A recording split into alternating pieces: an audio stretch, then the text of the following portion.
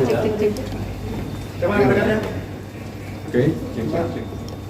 baik rekan-rekan, pada sore hari ini saya akan mengupdate kembali tentang pelaksanaan evakuasi tim SAR, ya baik tim SAR gabungan melalui darat maupun melalui udara. Tapi yang perlu saya sampaikan, yang lebih utama kita mencoba untuk mengevakuasi melalui jalur udara. Ya, karena jalur udara kita anggap yang paling efektif, efisien untuk mempercepat proses evakuasi korban. Kalau jalur darat, perlu saya sampaikan kepada rekan-rekan, waktu tempuh dari Kerinci menuju maupun Merangin menuju ke TKP ini sangat panjang, hampir sekitar lebih 12 jam. Itu pun belum membawa perbekalan. Apabila membawa perbekalan akan lebih lama lagi untuk bisa mencapai titik. Karena lokasi tempat mendaratnya heli darurat itu adalah berupa tebing yang terjal. Tadi rekan-rekan ketahui coba yang waktu traveling dan pakai heli. Ya, baik pakai heli pun dia tidak bisa langsung lurus vertikal. Tapi dia menuju satu titik tebing, kemudian dia jalan lagi menuju ke lokasi di mana heli tersebut mendarat secara darurat. Siapa mas? Saya sampaikan kepada rekan-rekan bahwa proses evakuasi tadi melalui rappelling hell itu pada pukul 13.30 waktu Indonesia bagian barat ya. Yang turun itu terdiri dari 2 anggota BRIMOB, kemudian 2 dari kedokteran kepolisian. Tadi saya sampaikan kepada rekan-rekan, saat ini dari tim kedokteran kepolisian sedang melaksanakan perawatan medis atau memberikan pertolongan pertama pada korban, ya khususnya Pak Kapolda, ya Kapolda yang mengalami luka yang cukup berat dibanding yang lainnya. Kemudian tim SAR ada 2 orang juga yang berhasil turun di rappelling hell. Untuk heli disiapkan di 2 titik. Yang pertama yang ada di Merangin, kemudian di Kerinci. Meskipun ada beberapa kesiapan lain tetap di lokasi di Bandara Lama di Jambi. Ada 6 heli, sekali lagi saya sampaikan kepada rekan-rekan, ada 2 heli dari Barkam, kemudian 1 unit heli di BKS, kemudian 1 unit heli Polda Sumsel di BKUKAN untuk melakukan evakuasi juga. Kemudian ada 1 heli dari Basarnas dan 1 heli dari TNI AU yang standby di Jambi. Kemudian tim darat yang sudah ada di lokasi antara lain Kapolres Kerinci, kemudian Danyon BRIMOB, kemudian Kasat Narkoba Polres Kerinci, KPO Samapta Polres Kerinci, dan Wakapolres Polres Kerinci. Ya, kurang lebih sekitar 20 orang saat ini sudah berada di titik lokasi. Perlu rekan-rekan ketahui bahwa yang menjadi kendala utama proses evakuasi ini adalah cuaca. Karena cuaca ketika sudah angin, kemudian berkabut, bahkan ada petir, maka proses evakuasi dihentikan. Sampai sore hari ini memang proses evakuasi khususnya melalui jalur udara kita hentikan dulu. Karena sangat tergantung pada situasi cuaca. Namun demikian apabila cuaca nanti kembali membaik, batas waktu evakuasi yang kami dapat dari tim yang ada di tim SAR yang ada di Merangin maupun di Kerinci adalah jam 8 malam. Karena dari BMKG bisa memberikan toleransi waktu ini karena menjaga seluruh keselamatan kru heli, ya, kemudian keselamatan yang di bawah sampai jam 8 malam.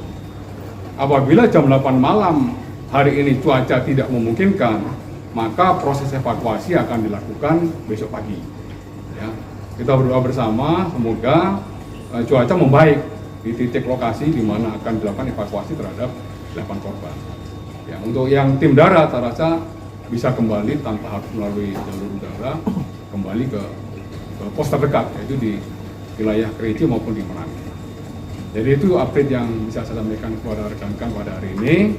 Yang jelas tim sana sudah ini turun evakuasi jam 13.30 tadi. Ada 6 orang turun yang tadi saya sebutkan, lanjut. Ya, ini kan terjal dia. Ada kemiringan, jadi dia tidak bisa vertikal langsung menuju ke titik di mana heli mendarat darurat. Turun lagi ke bawah. Lanjut. Berikut video berikutnya. Nah, ini yang anggota BRIMOB pertama kali turun, ya bersama 2 tim medis dan 2 anggota Basarnas. Nah, tim medis saat ini sedang melaksanakan proses perawatan terhadap korban, ya khususnya Pak Kapolda. Pak Kapolda kita agak memberikan perawatan yang lebih cukup, ya karena ini sudah 2 hari, ya semoga besok atau kalau malam hari ini cuaca memungkinkan bisa kita evakuasi malam hari ini. Tapi batas waktunya cuma sampai jam 8 malam, ya untuk keselamatan semuanya. Kalau bisa jam 8 malam tidak bisa kita evakuasi, ya kami mohon doanya rekan-rekan sekalian.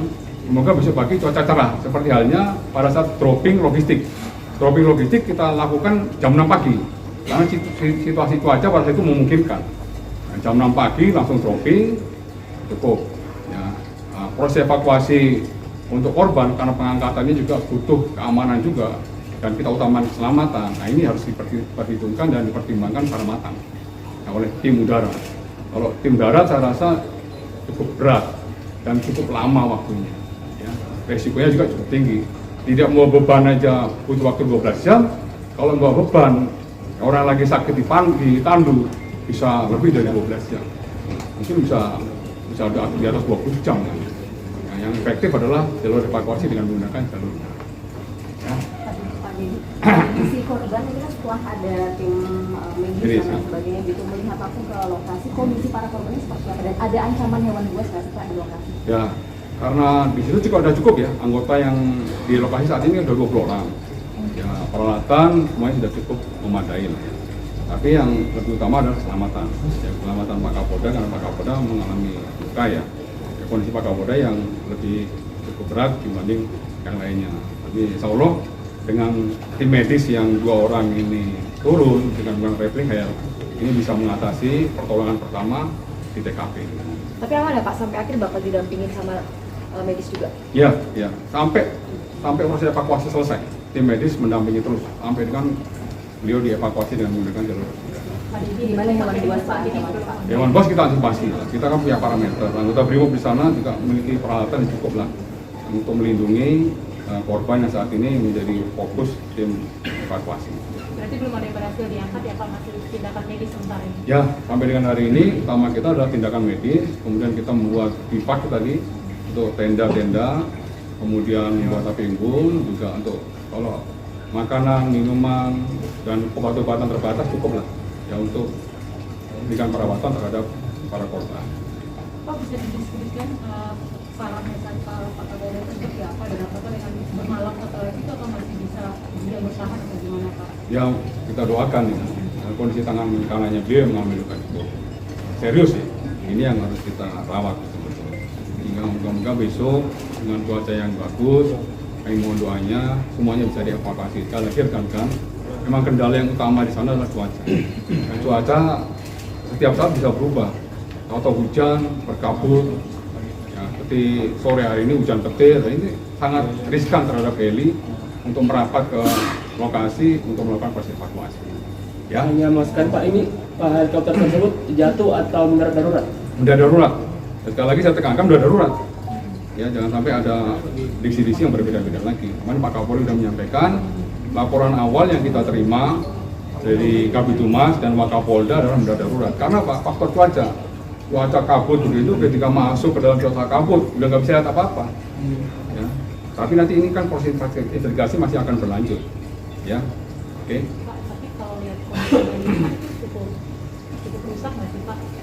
Sementara apakah memang hanya masalah cuaca atau memang ada kerusakan sumber? Ya, itu saya belum bisa pastikan ya. Ya faktor utama adalah cuaca sehingga kenapa heli itu harus mendarat darurat. Gitu. Kalau nggak mendarat darurat, berdasarkan ketahui tadi, ini kan tebing. Kalau tidak mendarat darurat bisa lebih fatal lagi ke tebing ini. Gitu lah. Ini kan tebing semuanya. Mereka tidak bisa langsung secara vertikal turun.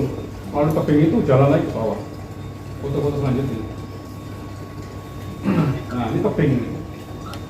Tebing harus turun ke bawah lagi. Ini kru heli yang dalam kondisi yang melakukan api unggun dan ada kegiatan lain lagi. Nah, ini Pak Kapolda. Ya, lagi. Itu Pak Kapolda. Terus lanjut. Ini Pak DPO, salah satu kru. Nah, ini tim yang sudah saat ini tim darat. Ini tim darat ini. Oh iya, yang itu berarti itu perspektif panjang sekali dia hanya membawa tim darat itu. dari TNI, kemudian dari kita juga membawa ini aja butuh waktu sangat panjang. Kalau misalnya diangkat, berapa lama Pak, lagi? handphonenya Pak. Ya berapa lama lagi? Tim darat, ya hanya bawa bekalan ini, bawa bekalan ini. Nah ini hanya tim darat, hanya bawa ransel aja, bekalan aja. Dia tidak bisa membawa lebih daripada itu karena memang jalurnya agak berat. Berarti penanganannya evakuasi adalah salah satunya dengan jalur udara ya Pak? Yang paling efektif efisien harus menggunakan jalur udara. Ya karena ini berkejaran dengan waktu. Pak, untuk makanan itu kan tadi sudah diberikan, kira-kira akan bertahan berapa lama dan kapan lagi logistik maupun makanannya akan diberikan? Ya kalau kebutuhan makanan saya rasa tim darat bawa bekal. Kemudian tadi pagi juga dropping makanan dan minuman saya rasa cukup untuk bekal selama beberapa hari ke depan. Apabila kurang pun besok pagi jam 6 pagi dengan cuaca yang baik bisa di dropping lagi untuk makanan. Ya. Jadi lewat udara. Saat ini masih kabut ya, saat ini masih kabut. Dan saat ini belum ada pergerakan heli sama sekali. Jadi pergerakan yang bisa dilakukan saat ini hanya di TKP, tim darat, buat bipak, kemudian penanganan medis ini yang bisa dilakukan ya itu. Ya. Sama mungkin proses evakuasi kan ditebang-tebang juga. Jadi takutnya ada pohon-pohon besar yang bisa mengaliri proses evakuasi itu dibersihkan semuanya. Gitu. Pak, nanti kalau apa namanya dibawa ke rumah sakitnya apakah di Jambi atau langsung ke Respon?